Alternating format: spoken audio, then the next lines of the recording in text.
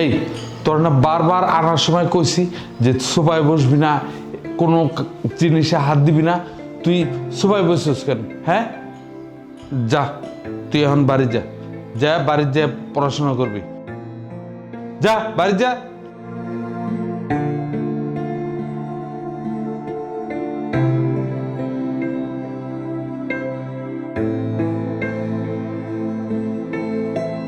চাচা, জি স্যার।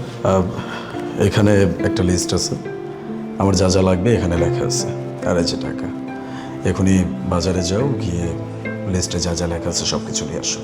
ঠিক আছে স্যার, আমি হাতের কাজটা সাইরা তারপর যাইতেছি। আচ্ছা ঠিক আছে, তাড়াতাড়ি যেও কেমন।